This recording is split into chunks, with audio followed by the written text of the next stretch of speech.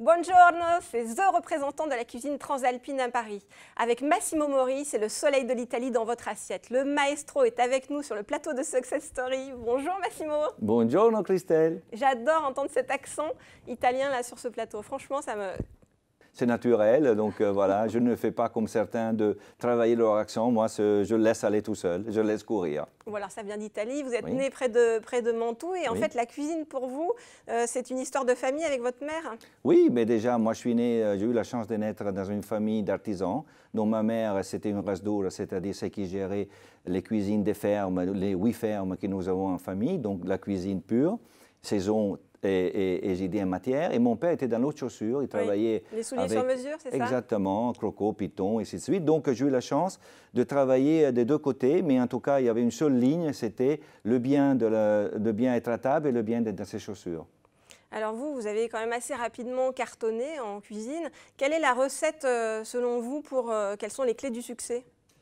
Moi, je pense que les clés du succès, justement, ça vient de mes parents, comme souvent tout le monde, beaucoup de gens disent, c'est-à-dire ils m'ont enseigné les choses fondamentales qui est le respect de la matière que tu travailles et le respect du produit qui va être utilisé ou ingéré, si on peut dire, ou dégusté par la clientèle. Donc, ça veut dire que chaque plat chez vous a une histoire? Exactement. Chaque plat, chaque ingrédient n'est pas là par hasard. Et c'est pour ça que nous avons doté depuis plus de 20 ans d'un entrepôt avec un système d'importation très pointu, dans lequel on importe les crabes mous vivants, on importe cuisine du terroir. Cuisine du terroir et je dirais une cuisine authentique et saine. Ça, c'est très important. Et votre père vous a aussi enseigné à faire très attention à la clientèle. Donc vous êtes très souvent en salle avec les gens, on voit votre côté chaleureux. Exact. J'ai commencé en cuisine avec ma mère, j'ai commencé dans les chaussures avec mon père dans le commerce. Et c'est vrai que vite fait, après l'école hôtelière, j'ai trouvé que c'était quelque part aussi difficile à présenter des produits et faire le commercial et être devant expliquer aux clients qu'être derrière en cuisine. Parce que c'est deux fonctions complètement différentes qui s'unissent, mais qu'il faut qu'ils marchent ensemble.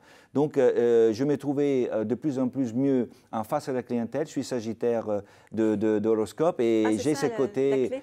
Mais je pense, parce que je connais beaucoup de gens, on en parle assez, et je pense j'aime les gens.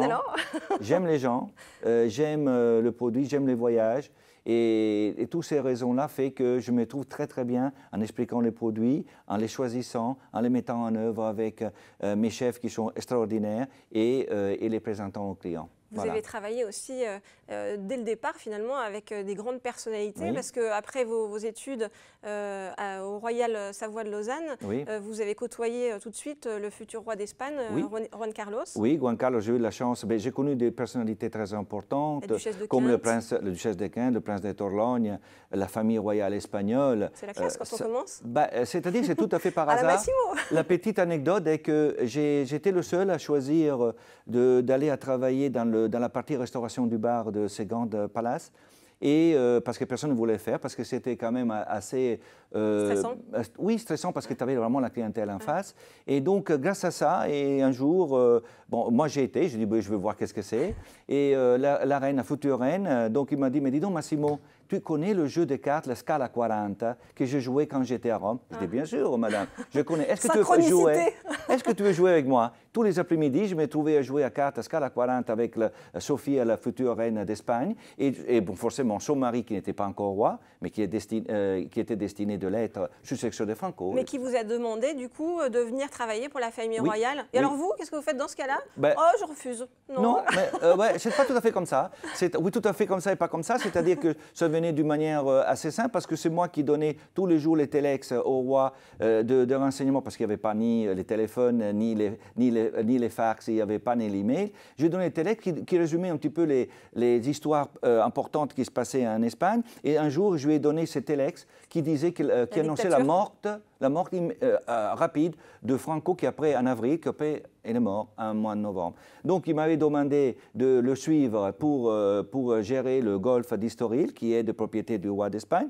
Mais moi, je ne sais pas que j'ai dit non, mais mon père, compte tenu que c'est jeune, il me dit, Massimo, qu'est-ce que tu vas faire dans un pays qui est la dictature? Et c'est pour cette raison que je suis venu à Paris, au Plaza.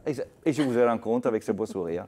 Donc en fait, ce que vous êtes en train de me dire, c'est que dans la vie, à certains moments, il faut faire des choix et que ces choix, finalement, vont déterminer vraiment votre vie. Parce qu'après, vous avez rencontré Giorgio Armani. Oui, je connais Giorgio Armani.